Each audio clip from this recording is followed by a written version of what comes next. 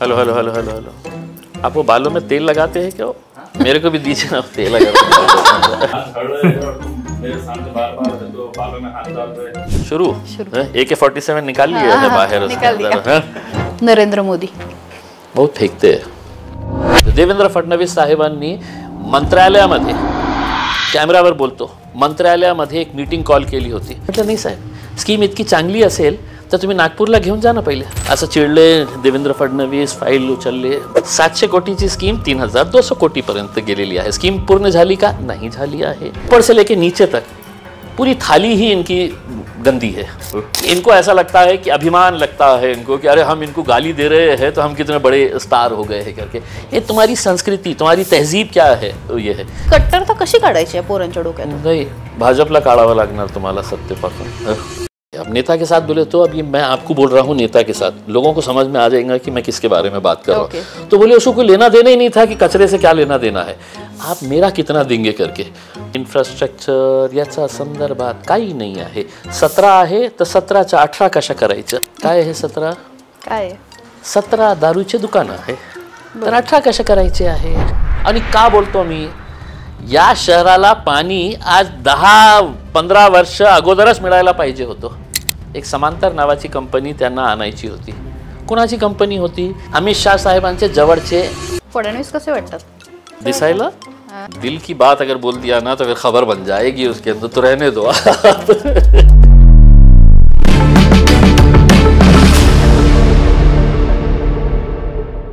Imtiaz Jaleel sir माझ्यासोबत आहेत. वेगळी ओळख करून देण्याची गरज नाही. MIMचे महाराष्ट्राचे नेते आहेत, माजी खासदार राहिलेले आहेत. टिपिकल ओळख करून देत नाही कारण जसे राजकारणामध्ये ते सेटल आहेत तसेच माझ्यासाठी पत्रकारितेमधले सुद्धा माझे सिनियर आहेत. सर खूप खूप स्वागत सर कारनामामध्ये. थँक्यू. खरं तर म्हणजे मला हा प्रश्न मी तुमच्या इतरही ठिकाणी बघितला, तुम्ही पत्रकार आहात आणि मला काही फार घुमवून फिरवून प्रश्न नाही विचारायचा, पण छत्रपती संभाजीनगर या नावाला का विरोध आहे? म्हणजे कारण आम्ही तुमच्या मुलाखती बघितल्या त्याच्यामध्ये पण तुम्ही स्पष्टपणे औरंगाबादच म्हणताय. शुरू हां शुरू शुरू AK-47 निकाल लिया है बाहर उसके अंदर. आपका नाम क्या है? नेहा. नेहा. नेहा, उद्यापासून तुझ्या परिवाराने निर्णय घेतला की आता माझ्या मुलीला नेहा नाही बोलायचं. ओके. तिचं नाव आम्ही राखी ठेवतो. तर जन्मापासून तुला एक सवय झालेली आहे की तुझं नाव नेहा आहे. कोणी मागून हाक दिली नेहा तर तू, असं काय आहे की माझा विरोध जे आहे ना, मी म्हणजे मला असं वाटतं की 2000 वेळी मी याचं उत्तर दिलं असेल. लोक काय आहे की मी फक्त मुस्लिम समाजाचा आहे म्हणून लोकांचा दृष्टिकोन जे आहे माझ्या विरोधाला ते जातीच्या आधारावर ते बघतात की मी छत्रपती संभाजी महाराजांचा विरोध करतो. मी असा राजनेता नाही आहे की मी जे महापुरुष आहे, जे महापुरुष आहे ज्यांच्या नावांनी या लाबाळे जितके आहे यांनी राजनीती केलेली आहे. मग हेच नाव बदलायचं असेल ना तुम्हाला, केलं ना तुम्ही 30-40 वर्ष त्याच्यावर पूर्ण राजनीती. निवडणूक आली की औरंगाबाद पाहिजे का संभाजीनगर पाहिजे. एक शहराची ओळख आहे, इंटरनॅशनल लेवलवर या शहराची एक ओळख आहे. 2 वर्ल्ड हेरिटेज मॉन्युमेंट्स आहे आणि इतकं सोपं नाही आहे. म्हणजे आपल्याकडे सगळे इश्यू संपलेले आहे. आज या शहराला ज्याला छत्रपती संभाजी महाराजांचं नाव दिलेलं आहे त्या शहरामध्ये आजही 10 दिवसानंतर पाणी मिळतं. ते महत्त्वाचा मुद्दा नाही आहे. शेतकऱ्यांच्या सगळ्यात जास्त आत्महत्या कुठे होत आहे तर याच मराठवाड्यामध्ये होत आहे. याच्या बाबतीत बोलायचंच नाही आणि लोकांना उल्लू बनवण्यासाठी यायचं, मोठे मोठे स्टेज लावायचं आणि हिरवा भगवा करून टाकायचं की बघा आम्ही तुमच्या शहराचं नाव, आम्ही इतिहास आहे. मग इतिहास आहे तर फुलेंच्या नावाने तिथे सावित्रीबाई फुलेंनी पहिली शाळा उभी केली होती. तर पुण्याचं नाव बदलण्याची तुमच्यामध्ये ताकद आहे का? मी सुचवतो की पुण्याचं नाव फुलेवाडा ठेवा तुम्ही. नागपूरमध्ये दीक्षाभूमी आहे, बाबासाहेब आंबेडकरांच्या नावाने नागपूरचं नाव बदलून टाका. कोल्हापूरमध्ये शाहू महाराज आहे, शाहू नगर त्या कोल्हापूरचं नाव ठेवा तुम्ही. मुंबईमध्ये छत्रपती शिवाजी महाराजांच्या अरेबियन सीमध्ये आपण इतकं मोठा स्टॅच्यू बांधणार आहे, तो इतकी लहान असेल ना, त्यावेळी घोषणा झाली. एक ईंटही लावता आले नाही. नेहा आपल्याला सांगतो मी की तू इतकी असेल ना त्यावेळी मग लोक खुश. बघा अरेबियन सीमध्ये छत्रपती शिवाजी महाराजांचा हे पुतळा. मी एक असा आहे की मी पुतळ्यांचा विरोध करतो, मी स्मारकांचा विरोध करतो. असा नाही आहे की जातीच्या काही त्याच्यामध्ये हे आहे. माझी प्रामाणिक हे आहे की आपल्याला समजा इथे एक दोन उदाहरण देतो. गोपीनाथ मुंडे साहेब खूप मोठे लोकनेते होते, माझे चांगले मित्र होते, मी त्यांचा खूप आदर करायचा. आणि मी आजही मानतो की महाराष्ट्रामध्ये दोन सर्वात मोठे जे लोकनेते झालेले आहे, एक विलासराव देशमुख साहेब आणि एक गोपीनाथ मुंडे साहेब. याचं माझे काही दुमत नाही आहे. पण गोपीनाथ मुंडे साहेबांचं स्मारक बांधायचं आहे जालना रोडवर. आता सर्वांना पाहिजे होतं की नाही गोपीनाथ मुंडे साहेब, त्याचा मी ओपनली विरोध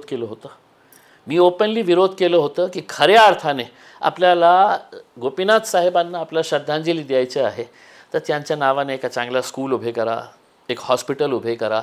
मी विरोध केल्यानंतर इतकं लोक मला नेहा शिव्या द्यायचे, विशेषकर बीड परलीहून. काय रे तुला माज आली आहे का, तू पाकिस्तानला जा, तू आमच्या नेत्याचा विरोध करतो, तुझ्या हे म्हणजे इतके खालच्या लेवलवर जाऊन ते मला शिव्या द्यायचे. मी माझ्या भूमिकेवर ठाम होतो आणि इतकं ठाम होतो मी की अल्टिमेटली जेव्हा मला हे वाटलं की नाही कोणीही मला साथ द्यायला तयार नाही आहे, तर मी हायकोर्टामध्ये एक PIL दाखल केली. आणि हायकोर्टामध्ये मी कोर्टाला पटवून दिलं की माझ्या शहराला एक मोठा हॉस्पिटल पाहिजे, त्या जागेवर जिथे तुम्ही स्मारक उभे करणार आहे तिथे एक हॉस्पिटल तयार करा. आणि आज मी खासदार आहे नाही आहे हे महत्त्वाचं नाही आहे.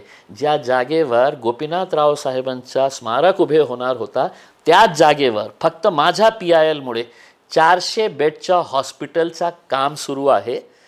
8 महिन्यानंतर त्याचं उद्घाटन होणार आहे.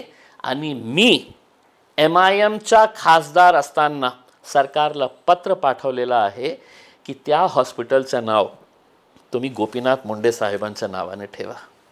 म्हणजे जे लोक मला शिव्या द्यायचे की तू फक्त आमच्या नेत्याचा विरोध करतो, भाजपचा विरोध करतो, मी एकटं आहे की ज्यांनी सरकारला लिखितमध्ये दिलेलं आहे की नावाचा मला काही हे नाही आहे. महाराणा प्रतापचा आम्हाला स्टॅच्यू बांधायचा आहे. महानगरपालिकेमध्ये पैसे द्यायला नाही होते. आमचे इकडचे 2 नेते जे आहे ना त्यांनी पत्र दिले की महाराणा प्रतापचा एक शूरवीर महाराणा प्रताप, त्याच्यामध्ये काही दुमत नाही आहे. मी विरोध केला. मी म्हटलं की खऱ्या अर्थाने तुम्ही पुतळा बांधल्यानंतर काय साध्य करणार.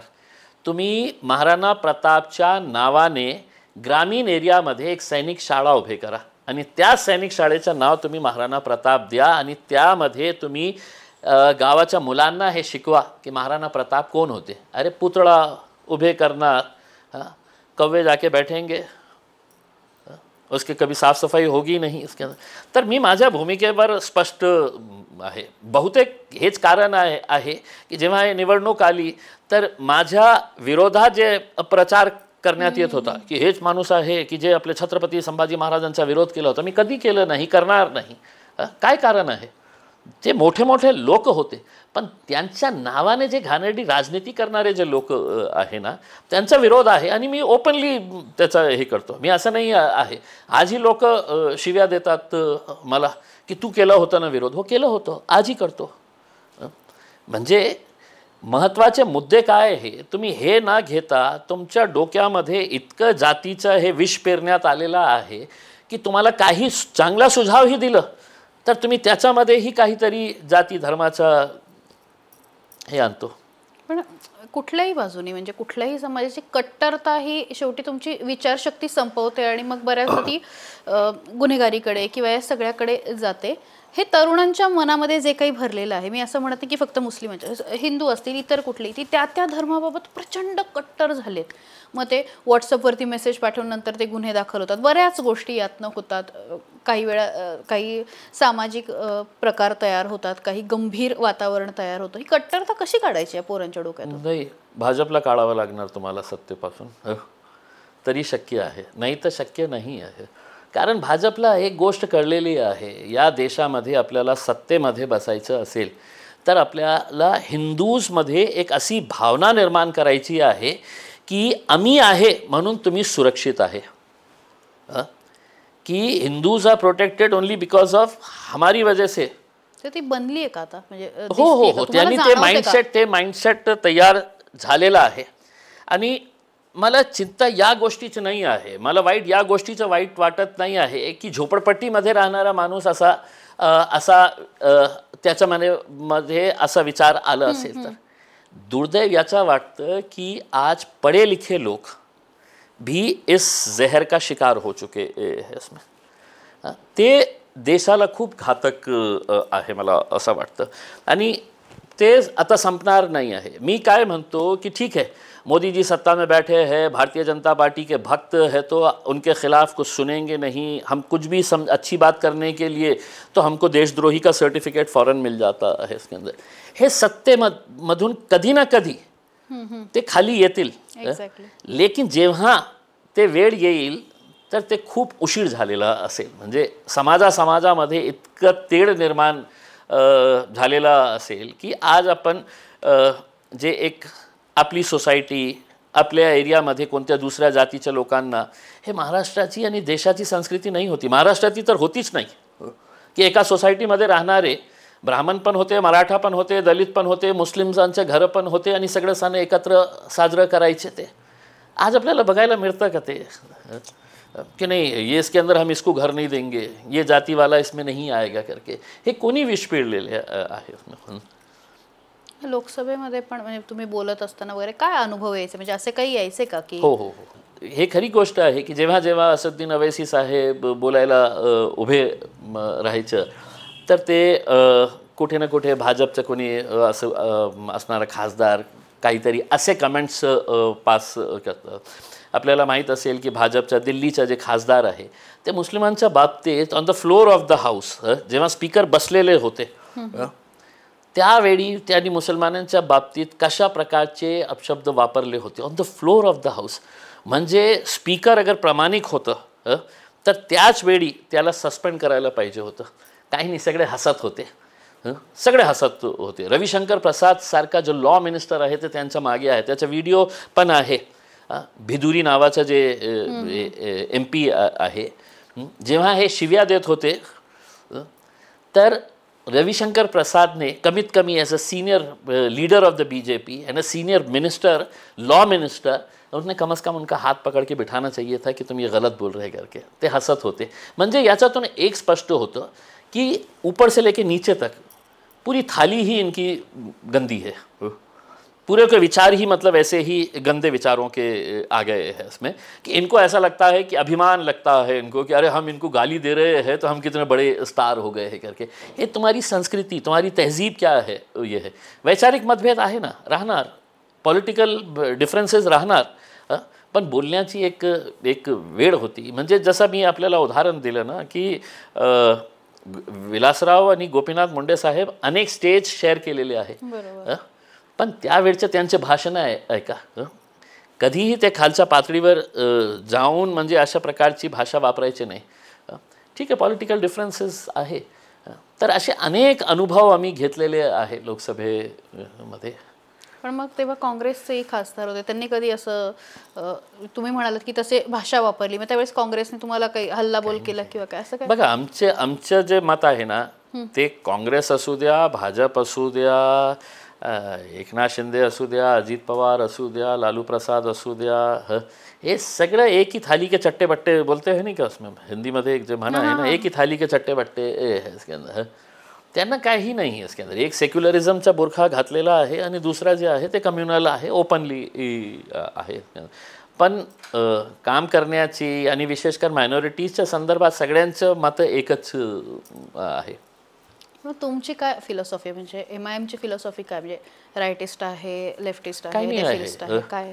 उद्या नेहावर काही अन्याय झाला आणि कोणी बोलणार नसेल तर इम्तियाज जलील नक्की बोलणार, ओवैसी साहेब नक्की बोलणार. उसमें आम्हाला काही म्हणजे असं नाही आहे की ऑप्रेस्ड क्लास या देशामध्ये जे आहे, ज्यांची आवाज कोणीही बोलायला तयार नाही आहे. त्यांच्या बाबतीत लोकसभा किंवा विधानसभामध्ये कोणीही जे ऑप्रेस क्लासेसचे जे मुद्दे घ्यायला पाहिजे ते जेव्हा कोणी घेणार नाही तर तुम्हाला त्यावेळी दोन लोक दिसणार होते, एक ओवैसी साहेब आणि एक इम्तियाज जलील साहेब. आणि आज आम्ही काय लेफ्ट राईट सेंटर फॉरवर्ड हे काही नाही आहे.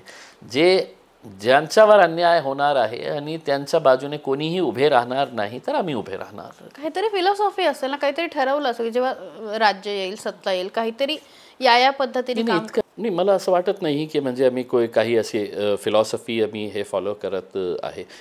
फक्त आमची अपेक्षा हे आहे की या देशामध्ये इक्विटेबल डिस्ट्रीब्युशन ऑफ वेल्थ व्हायला पाहिजे. जे मोठे आहे ते इतके मोठे होऊ लागले आणि जे गरीब आहे ते गरिबीच्या अजून खाली जात आहे.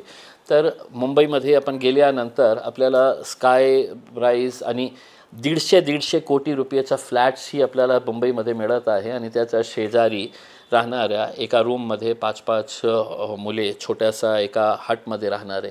तर तसं व्हायला नको. कुठेतरी आपल्याला जे इकॉनॉमिक मॉडेल जे आहे ना ते इक्विटेबल डिस्ट्रीब्युशन ऑफ वेल्थ जे आपल्याला कॉन्स्टिट्यूशनमध्ये प्रॉमिस करण्यात आलं होतं की इक्विटेबल डिस्ट्रीब्युशन, तसा होत नाही. जे वेल्दी आहे ते वेल्दी होऊ लागले आणि तुम्ही 50,000 रुपयाचं कर्ज घेतल्यानंतर परत नाही केलं तर तुमचं नाव पेपरमध्ये येऊ शकतं, तुमची प्रॉपर्टी जप्त होऊ शकतं. जे मोठे मोठे उद्योगपती जे भारतीय जनता पार्टीशी संबंधित आहे त्यांच्या हजारो कोटी रुपयांचा जे कर्ज माफ करत आहे ते कोणाचा पैसा आहे? ते सामान्य लोकांचा पैसा आहे, जे टॅक्स पेयर्स आहे त्यांचा पैसा आहे. तुम्ही मोठे मोठे उद्योगपतींना हे देत आहे. हे मुद्दा मी लोकसभेमध्ये उपस्थित केला होता. निर्मला सीतारामन बसले होते आणि इतकं चिडले होते माझ्यावर बघून. म्हणजे तसेही बघितल्यानंतर ते चिडलेलेच दिसतं 24 तास. तर इतकं चिडलेले होते मला की MIM की ये इम्तियाज़ जलील ने कहा है कि हम लोन वेव ऑफ कर रहे हैं करके, उसमें ते वेव ऑफ नहीं है, हम राइट ऑफ नहीं कर रहे हैं, हम उनसे बाद में रिकवर करेंगे. तर मी स्पीकरला म्हटलं की मी एकदा प्रश्न विचारू का मॅडमला की किती रिकव्हरी केलेली आहे तुम्ही? कोणकोणत्या उद्योगपती करून? हे सगळे ते उद्योगपती आहे जे इलेक्टोरल बॉन्ड्स ची मदत भारतीय जनता पार्टीला केलेली आहे.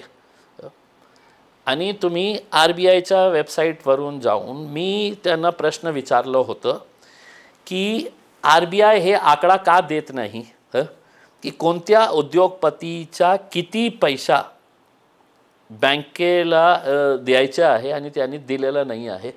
तर त्यांच्या उत्तरमध्ये काय आलं होतं नाही का की RBI cannot disclose this data करके. कॅन यू इमॅजिन दिस की पार्लमेंटमध्ये जे लॉ मेकर्स आहे त्यामध्ये written reply of the minister comes the RBI cannot disclose these figures करके. म्हणजे याच्यातून हे आहे की हे फक्त मोदी साहेब, अमित शाह साहेब, निर्मला सीतारामन यांना माहीत आहे की कोणाला पैसे द्यायचे आहे, कोणत्या बँकाला ते बुडणार आहे आणि इलेक्टोरल बॉन्डच्या मार्फत ते आपल्याकडे परत येणार आहे. पण तुम्हाला हे अधिकार नाही विचारण्याचा, आम्हाला एक खासदार म्हणून अधिकार नाही आहे ते जाणण्याचा की पैसे किती होते आणि किती बुडालेले आहे. पण मग म्हणजे MIM काही विशिष्ट समाज म्हणजे मुस्लिमांसाठीच आहे किंवा दलित किंवा हे जे तुम्ही म्हणताय की ज्यांचा आवाज बनायचा त्यांच्यासाठी आहे की इतर जातीच्या लोकांसाठीही दरवाजे कायम उघडे? माझ्या पार्टीचे अध्यक्ष बॅरिस्टर असदुद्दीन अवैसी आता सध्या कुठे आहे माहिती आहे? नाही. इंडियाला रिप्रेझेंट करण्यासाठी ते इंडियन गव्हर्नमेंटच्या वतीने जे डेलिगेशन पाठवण्यात आलेलं आहे त्याच्यामध्ये माझे पार्टीचे अध्यक्ष बॅरिस्टर असदुद्दीन अवैसी आहे. ते ॲज अ मुस्लिम म्हणून गेलेले आहे का तिथे? जातीच्या आधारावर सगळ्यांना पाठवण्यात आलेलं आहे का? अजिबातच नाही. सगळं भारतीय म्हणून तिथे पाठवण्यात आलेलं आहे. माझा अध्यक्षही भारतीय म्हणून तिथे पाठवण्यात आलेला आहे. आणि ज्या प्रखरपणे त्यांनी पाकिस्तानची पोलखोल केलेली आहे मला असं वाटत नाही दुसरा कोणताही नेता इतका प्रखरपणे बोलला असेल जितका. तर जाती धर्माचा MIMचा काहीही संबंध नाही आहे.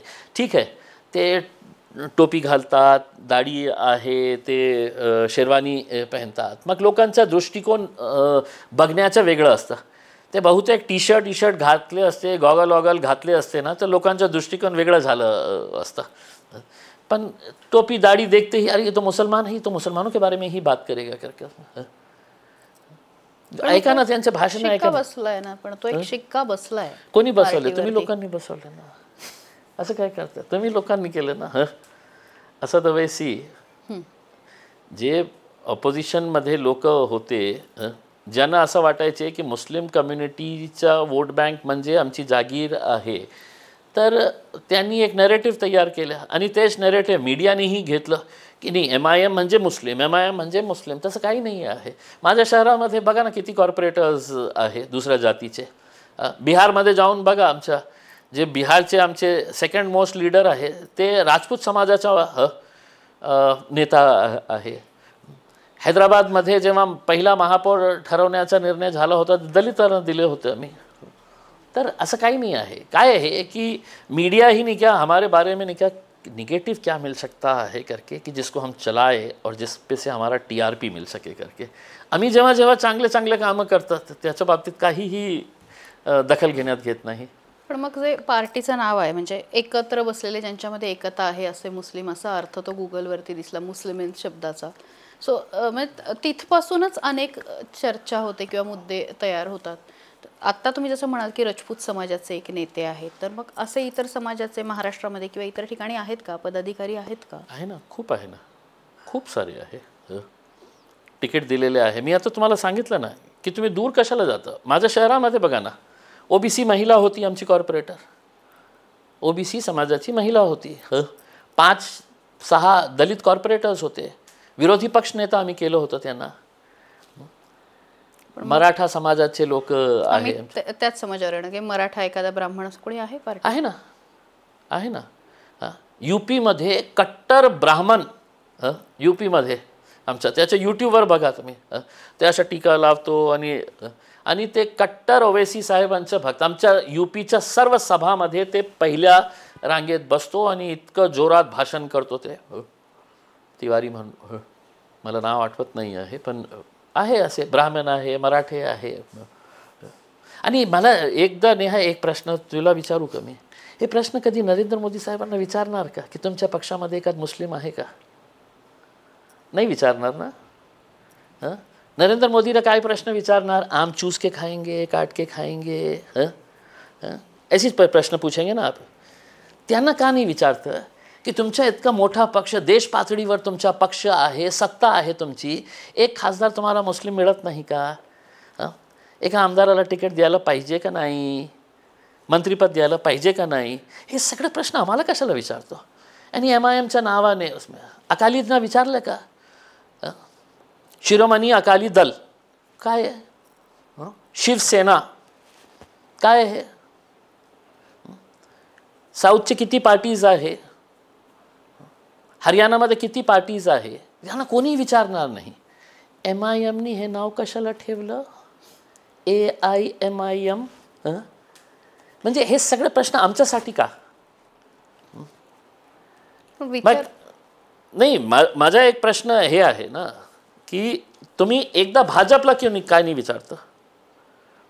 मी तर प्रामाणिकपणे तुम्हाला नाव सहित तुम्हाला देतो ना मी की माझ्या पक्षामध्ये ब्राह्मण कोण आहे, मराठा कोण आहे, OBC कोण आहे, दलित कोण आहे, नावासहित देतो कोणत्या राज्यामध्ये कोण कोण आहे करके पदाधिकारी आहे. तुम्ही एकदा त्यांनी मुलाखत दिली की त्यांना विचारू. नाही, ते मुलाखती देत नाही ना, हे तर प्रॉब्लेम आहे ना उसके अंदर. ते मुलाखती देत नाही. आणि एकदा समजा 10 वर्षामध्ये कुणाला दिली तर ते प्रश्न काय विचारतो? आता सर्व ठराविक प्रश्न. Madam पुदीजी, thank you. फडणवीस कसे वाटतात? फडणवीस कसे दिसायला? नाही नाही, दिसायचं काय नाही म्हणजे एकूण नेता म्हणून कसे वाटतात? मला काय करायचं? असं कसं? महाराष्ट्राचे मुख्यमंत्री, आपण नागरिक आहोत महाराष्ट्राचे, कसे वाटतात आपले मुख्यमंत्री? कसे वाटतात? नाही, अच्छे, चांगले आहे, चांगले आहे. म्हणजे मला असं वाटतं की एका हाती सत्ता त्यांना मिळालेली आहे, त्यांना दुसऱ्या भानगडीमध्ये पडण्याची आवश्यकता नाही आहे. ज्या प्रकारचे त्यांचे काही नेते ज्या प्रकारचे वक्तव्य भाषणं करत आहे, मला असं वाटत नाही आहे की त्यांना हे सगळं करण्याची आवश्यकता आहे. लोकांनी भरभरून तुम्हाला प्रतिसाद दिलेला आहे, मतदान केलेलं आहे. आता चांगलं गव्हर्नन्स करून दाखवा. करप्शन इतकं वाढलेलं आहे की त्याच्यामध्ये असं वाटतं की corruption is now a normal thing. It's legal नाव.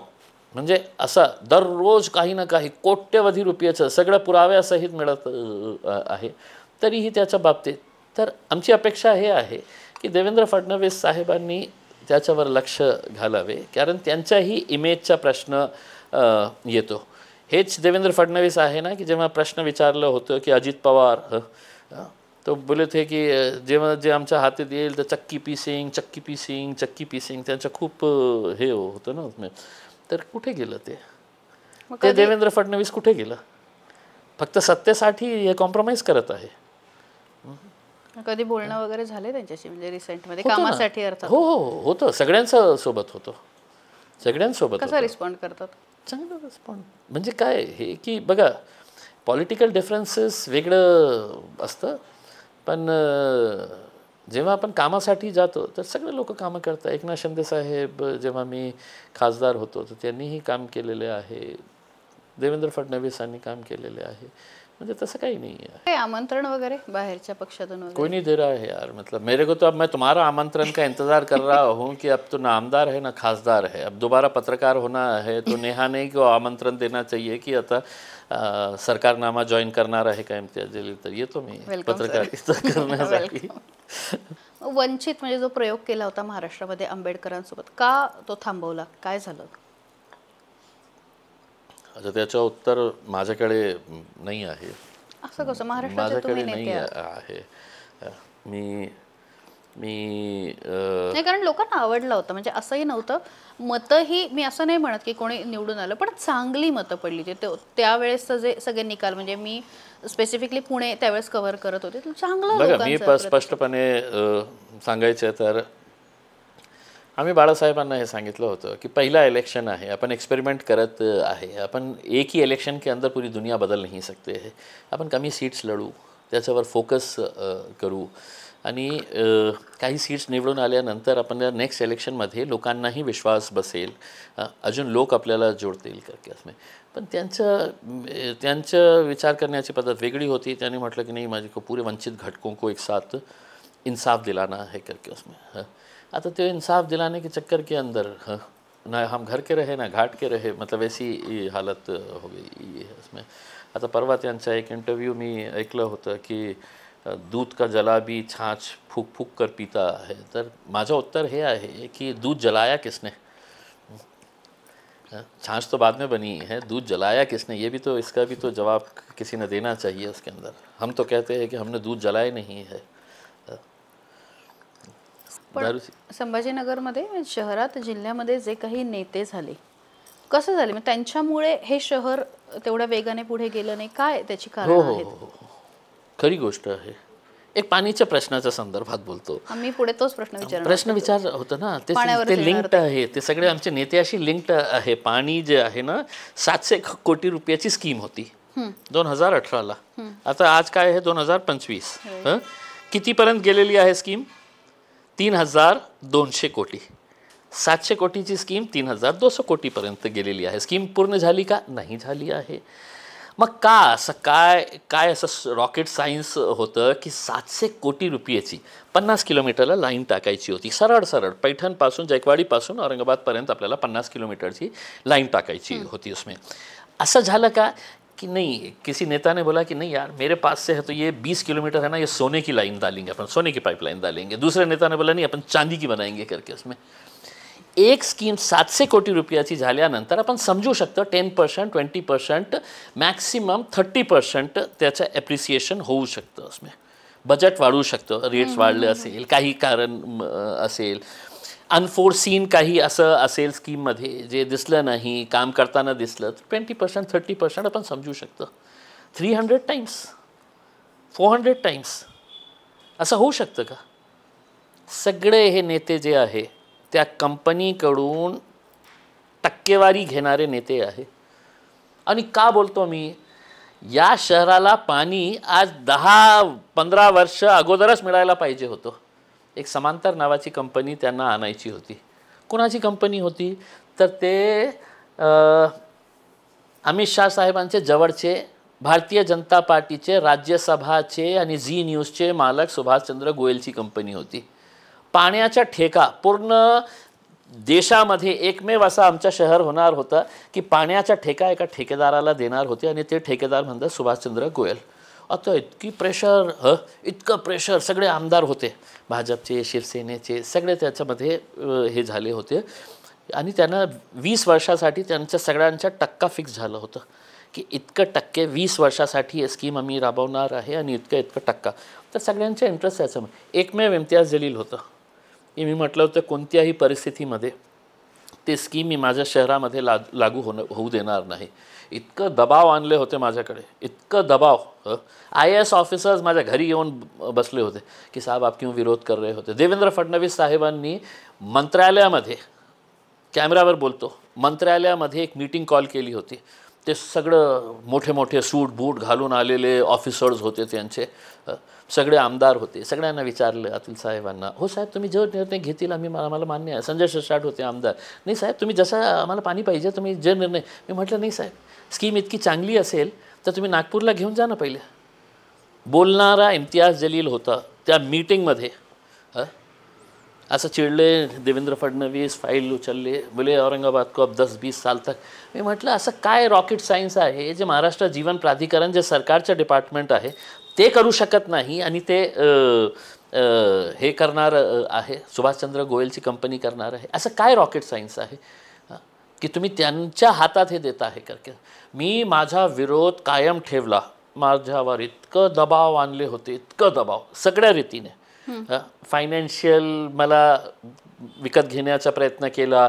काही लोक म्हणायचे अरे साहब उनके पीछे कहीं को पड़े हुए आपको फंसा देंगे ज़बरदस्ती करके. अरे यार मरना तो है उसमें क्या डरेंगे इनसे ये लोगों से उसके चोरों से क्या डरने का है करके. मग मी निर्णय घेतला आणि मला अभिमान आहे या गोष्टीचा की फक्त एकटा माझ्या विरोधामुळे मी त्या कंपनीला इथे आणू दिले नाही आणि अल्टिमेटली 2014ला जी मागणी केली होती की महाराष्ट्र जीवन प्राधिकरणाला ते काम द्या, तुम्ही 2018मध्ये ते काम दिलं आणि आजपर्यंत स्कीम होत नाही. तर हे सगळे जे नेते आहे ना ते कचऱ्यामध्ये पैसा, पाण्यामध्ये पैसा, आता DP प्लॅनमध्ये पैसा, हे सगळं. नाहीतर कशा 68 कोटी रुपयाची हॉटेल कोण विकत घेणारा असेल बाबा. कोण मुंबईमध्ये इतकं मोठ्या बिल्डिंगमध्ये कोणत्या फ्लोअरवर कोण घेणारा आहे का. तुम्ही इतकं कष्ट करणारे, तुमचे कॅमेरामॅन इतके कष्ट करणारे, गाडी चालवणारे इतकं कष्ट करणारे, कशा जीवन जगत आहे आपण. हँड टू माउथ असतं का नाही आपलं. EMIs द्यायचं आपल्या मुलांना चांगल्या शिक्षणासाठी. तुम्ही कधी विचार करू शकता का की तुम्ही 68 कोटीची एक हॉटेल तुम्ही कॅशमध्ये विकत घेणार, दारूची दुकान, दारूची फॅक्टरी उभी करणार. मग मी प्रश्न विचारला तर आम्ही दलित आहे ना, आम्ही काय महाराष्ट्रीयन लोकांनी धंदा करायचं की नाही. करा ना रे बाबा, करा तू धंदा करा, पण आणले कुठून हे सांगा आम्हाला. आणले कुठून, अशा कोणता धंदा आहे आम्हालाही सांगा. एक छोटी मोठी फॅक्टरी, एका छोटा मोठा टपरी आम्ही पण घेऊ त्याच्यातून. हे जे तुमचे जे चाललेलं आहे ना, मग देवेंद्र फडणवीसला माहीत नाही आहे का. मग कोणत्या आधारावर हे सगळं बिडिंग होतं. आता तुम्हाला उदाहरण देतो.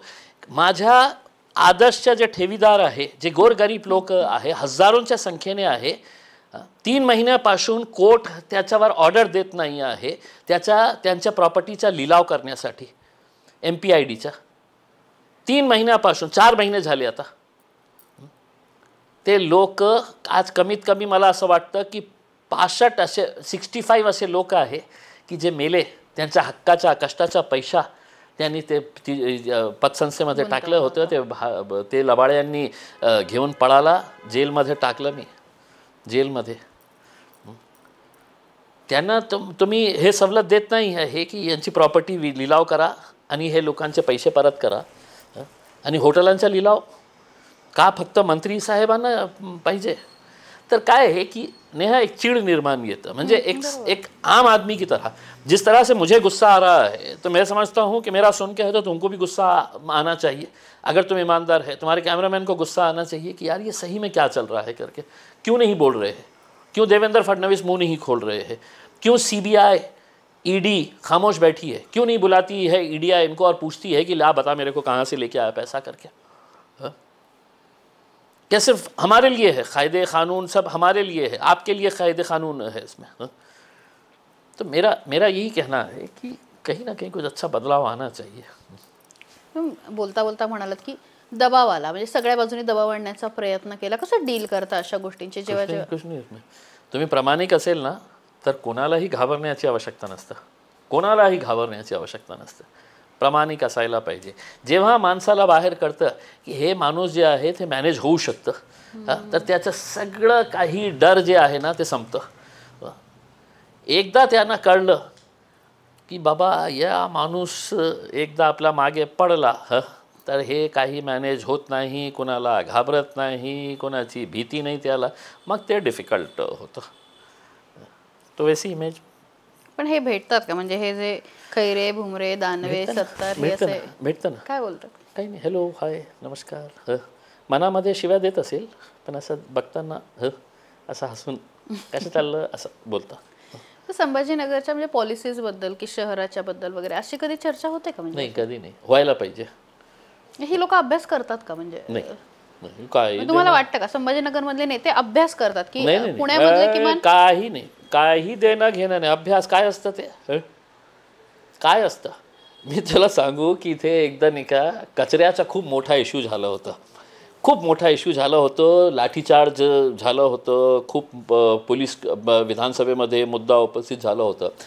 पुण्याची कंपनीने ठेका घेतली होती इथे हे त्याच्यानंतर नाही का त्यांनी टेंडर कॉल केलं होतं आणि पुण्याची कंपनी होती आणि खूप मोठी कंपनी होती, जे म्हणजे त्यांचं इमेज इतकं चांगलं होतं की म्हणजे त्यांचं नाव घेतलं की लोक म्हणते की नहीं ये कोई 2 नंबर का काम नहीं करेंगे। त्यांच्या एका ऑफिसरने सांगितलं होतं की सर हम इतने उससे उम्मीद से आए थे यहाँ पे कि ये कचरे का इतना बड़ा इशू हुआ है तो हम है तो ये इशू को हम सॉल्व करेंगे करके। तो बोले यहाँ के जब हम एक नेता के साथ बैठे थे, अब नेता के साथ बोले तो अब ये मैं आपको बोल रहा हूँ नेता के साथ, लोगों को समझ में आ जाएगा कि मैं किसके बारे में बात कर रहा हूँ। तो बोले उसको कोई लेना देना ही नहीं था कि कचरे से क्या लेना देना है, आप मेरा कितना देंगे करके। तो उसका पूरा टेंशन इसी बात के ऊपर था कि मला किती मिळणार याच्यातून करके उसमें। तो बोले आखिर में हमने तो वापस सबको जाना पड़ा उसमें। आता तू शोध कर की कोणती कंपनी आली होती इथे टेंडर भरायला आणि कोणी पुण्याची आहे हे सांगतो। ओके संभाजीनगरमध्ये म्हणजे मी काही खूप वेळा आले नाही, पण जो काही अभ्यास केला मागच्या 1-2 दिवसामध्ये तर पर्यटन खूप चांगलं आहे काही काळ होत होतं आणि आता त्याचा टक्केवारी जी आहे ती घसरायला लागलेली आहे। विशेषतः म्हणजे आर्थिक ह्याच्यातनं सुद्धा पर्यटनामधनं जो काही सगळं गोळा होत होतं किंवा आर्थिक फायदा होत होता तोही आता कमी व्हायला लागला आहे। काय कारण आहेत? संभाजीनगर एकीकडे आपण म्हणतोय की सगळ्यात ग्रोईंग सिटी आहे आणि दुसरीकडे पर्यटनाचा हेरिटेज आहे। हे खरी गोष्ट आहे की मला असं वाटतं की देशामध्ये जे कमी शहरं आहे की जिथे खूप पोटेन्शियल आहे टुरिझमच्या संदर्भात त्यामध्ये आमचं शहर आहे, पण दुर्दैवाने ज्याचं मार्केटिंग ज्याप्रमाणे व्हायला पाहिजे होतं त्या प्रकारे झालेलं नाही आहे। आणि जेव्हा मी निवडून आलं होतं की मला प्रश्न विचारण्यात आलं होतं की आता तुम्ही खासदार झालेले आहे, तुमची पहिली प्राथमिकता काय असणार आहे? मी म्हटलं होतं की एअरलाईन इंडस्ट्री वाढवण्यासाठी, एअर कनेक्टिव्हिटी वाढवण्याचा माझा प्रयत्न असतील, कारण इंडस्ट्रियलायझेशन आपल्याला बूस्ट करायचं असेल किंवा टुरिझमला आपल्याला अट्रॅक्ट करायचं असेल तर मी काय सिंगापूरहून आलेला एका टुरिस्टला हे सांगू का की तू बस घेऊन मुंबईपर्यंत ये, मुंबईहून तू ट्रेन घे। आपल्याकडे एअरलाईन कनेक्टिव्हिटी एक काळ होतं की जिथे आपल्याकडे नाही का इंडियन एअरलाईन्सची एक फ्लाईट होती, गोल्डन ट्रायंगल म्हणायचं, तर ते मुंबई, औरंगाबाद, उदयपूर, जयपूर, दिल्ली त्या फ्लाईट्सने नाही का फुल फॉरेनर्स असायचे, जॅपनीज विशेषकर फॉरेनर्स असायचे, कारण ते शेड्यूल असंच तयार करायचे की मुंबईमध्ये लँड करतील, मग औरंगाबादला येतील, मग उदयपूर, जयपूर अशी फ्लाईट होती ती। ते का बंद करण्यात आली आहे? काय सिव्हिल एव्हिएशन मिनिस्टरला माहीत नाही आहे का की इतकं मोठं पोटेन्शियल असणार आहे शहर आहे, अजंठा आहे, एलोरा आहे, देशामध्ये कोणतं असं शहर आहे की जिथे 2 वर्ल्ड हेरिटेज मॉन्युमेंट्स आहे? कोणतं शहर आहे ते? हेच आहे। आणि त्याला तुम्ही बूस्ट करणार नाही, त्याची मार्केटिंग करणार नाही. तर मग तुम्ही पत्र देणं किंवा हे सगळं पाठपुरावा सगळं केलं. मी जेव्हा खासदार होतो ना, इतक्या सारे मीटिंग्स मी सिव्हिल एव्हिएशनच्या संदर्भात घेतलं होतं. जेव्हा करोना काळ आलं होतं ना, तर आमच्याकडून 16 फ्लाईट्स ऑपरेट करत होते. 16 फ्लाईट्स. कधीही बँगलोरला फ्लाईट नाही होती. दिल्लीला सुरू केलं होतं, बँगलोरला सुरू केलं होतं, उदयपूरला सुरू झाली होती, हैदराबादला 3 फ्लाईट्स सुरू झाले होते, दिल्लीला होते. पण पाठपुरावा करण्याची आवश्यकता आहे. आता औरंगाबादला इतकं पोटेन्शियल आहे इंटरनॅशनल फ्लाईट्सच्या संदर्भात. मी ज्योतिरादित्य सिंधिया सिव्हिल एव्हिएशनचे मिनिस्टर होते. मी त्यांना सांगितलं होतं की साहेब, इतके सारे जे मुस्लिम समाजाचे लोक आहे ना, ते उमरा करण्यासाठी मक्का मदिनाला जातात. मराठवाड्यातून खूप सारे लोक आहे, उत्तर महाराष्ट्रातून खूप सारे लोक आहे, पश्चिम महाराष्ट्रातून खूप सारे लोक आहे. तुम्ही इथे डेडिकेटेड फ्लाईट जे आहे ना, फक्त उमरासाठी, मुंबईचं एअरपोर्ट जे आहे ना, ते खूप कंजस्टेड झालेला आहे. आणि त्या एअरपोर्टवरून ही म्हणजे सगळे जिद्दाचे जे फ्लाईट जातात ना, जे उमऱ्यासाठी जाणारे लोक आहे, तर आम्ही म्हटलं होतं की तुम्ही सगळे फ्लाईट जे आहे ते औरंगाबाद एअरपोर्टला शिफ्ट करा, आणि तुम्हाला पाहिजे असेल तर काही फ्लाईट्स तुम्ही नागपूर एअरपोर्टला शिफ्ट करा.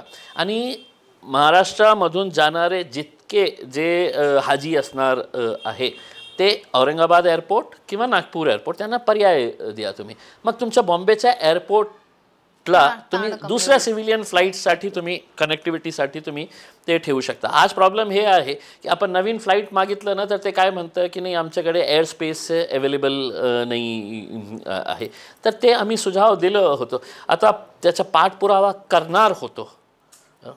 मग नवीन खासदार आले की त्यांना एअरलाईन, इन्फ्रास्ट्रक्चर याचा संदर्भात काही नाही आहे. 17 आहे तर 17च्या 18 कशा करायचं? काय आहे 17? काय तुम्ही सांगा ना. मला तुम्ही माझ्यावर इतकं हे केलेलं आहे, रिसर्च केलेले आहे, नवीन खासदाराच्या बाबतीत ही करायला पाहिजे होतं ना. 17 दारूचे दुकानं आहे, तर 18 कशा करायचे आहे, 19 कसं करायचे आहे? मग त्यांना काय देणं घेणं? दारू पीऊन तो आदमी यहीं पे डोलते डोलते शहर भर में सड़कों के ऊपर घूमेगा उसके अंदर. माझी इच्छा होती, मी प्रामाणिकपणे ते फॉलो करणार होते, पण दुर्दैवाने या शहरवासियांना वाटलं की नाही, ज्या माणसाला दारूची दुकानं बंद करायची आहे त्याला आम्ही मतदान करणार नाही. जे नेता जास्तीत जास्त दारूची दुकानं आणि दारूची फॅक्टरी उघडणार आहे, आम्ही त्याला मतदान देणार आहे. तर आता एक नवीन मंत्री जे आहे ना, ते खूप चर्चेमध्ये आहे, तेही दारूची फॅक्टरी सुरू करणार आहे. बातमी देतो आपल्याला. तुम्ही बोलताना म्हणजे जनरल मी विचारते की लोकसभेमध्ये तयारी करणं, रेफरन्सेस घेणं, हे सगळं करायचं म्हणजे कसं भाषण तयार करताना? काय हे की आम्हाला नाही का खूप लिमिटेड टाईम. लोकसभेमध्ये पद्धत काय असतं की जितकी तुमची स्ट्रेंथ आहे त्याप्रमाणे तुम्हाला टाईम. तर आम्ही 2 खासदार होते, तर जास्तीत जास्त टाईम एका बिलवर 3 मिनिट 4 मिनिट असं मिळायचं.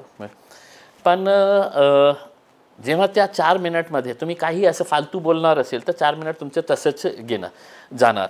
आणि समजा तुम्ही काही स्टडीड करता, तर ते स्पीकर इतकं हुशार असते ना, तर त्यांना माहीत असतं की यांनी स्टडी करून आलेलं आहे.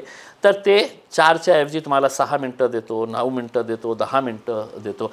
मला एकदा माहीत आहे की ओम बिर्ला साहेब स्पीकर, शेवटचा दिवस होता, एक प्रायव्हेट मेंबर्स बिल आला होता, माझी फ्लाईट होती, मला जायचं होतं. तर एक हे पद्धत हे आहे की जेव्हा लास्ट सेशनचा लास्ट दिवस असतं, तर सगळे पार्टीचे जे नेते आहे ते जाऊन स्पीकरला धन्यवाद देतो की थँक्यू सो मच, आपने हमारे को मौका दिए हे करे. तर त्या दिवशी अवैसी साहेब नाही होते, तर मी स्पीकरकडे गेलो आणि मी सांगितलं की sir thank you so much sir, मुझे आपने मौका दिए है करके. तो त्यांनी सांगितलं मला की आप ये प्राइवेट मेंबर्स बिल के ऊपर क्यों नहीं बोल रहे हैं करके. मैं बोला सर मेरी फ़्लाइट है और मुझे नहीं पता था कि मतलब ये प्राइवेट मेंबर्स बिल है तो आज के दिन आएगा करके उसमें. तो बोले नहीं आप बोलिए इसके ऊपर, आप बहुत अच्छा बोलते हैं करके. तो मैं बोला सर अभी तो बोले जाइए आप बोलिए करके. उन्होंने बेल बजाया, उन्होंने मार्शल को बुलाए, बोले इम्तियाज़ जलील का भी नाम लिखवाइएगा आप उसमें करके, आप बोलेंगे करके. नहीं आप बोलिए करके. तो मैं बाहर आया और बाहर आने के बाद मेरे को पूछा मैंने कि कितने स्पीकर्स बचे हुए हैं करके. तो एक 3 स्पीकर्स बचे हुए थे. अब उतनी देर के अंदर अचानक तुम्हारे को वहाँ पे खड़े रह के बोलने का है.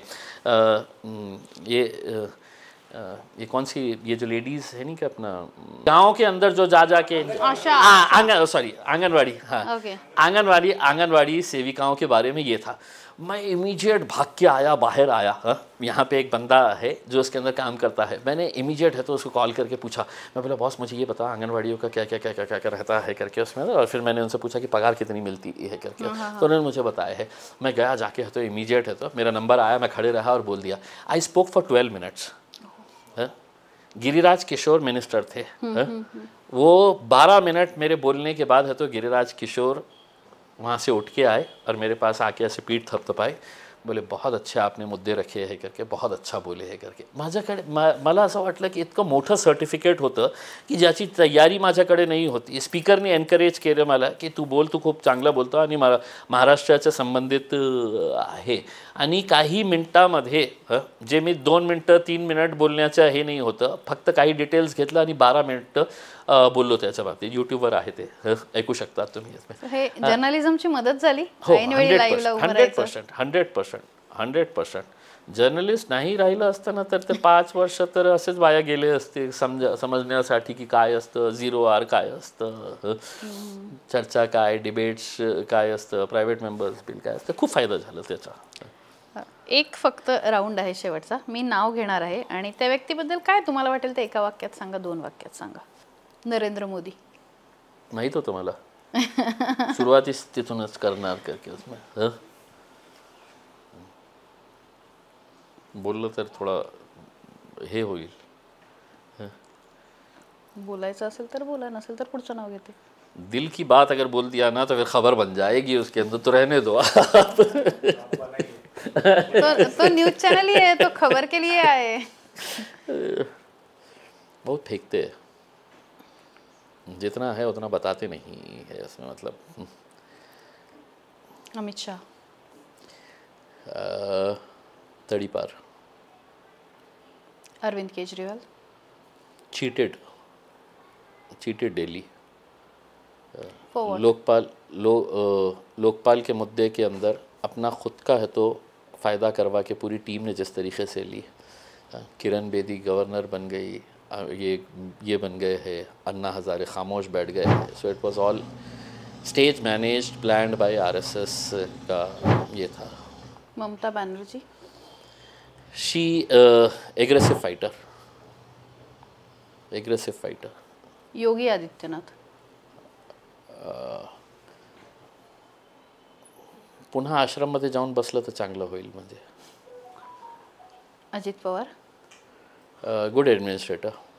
शिंदे. एकनाथ शिंदे. के पैसा बोलता है. Akbaruddin Owaisi.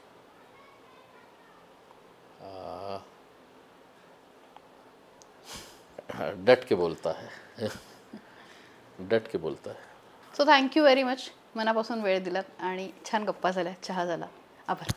Thank you so much. पण मला असं खूप भीती होती तुम्ही कसे प्रश्न विचारणार आहे करके, आणि तुम्ही खूप टाईट प्रश्न विचारले मला.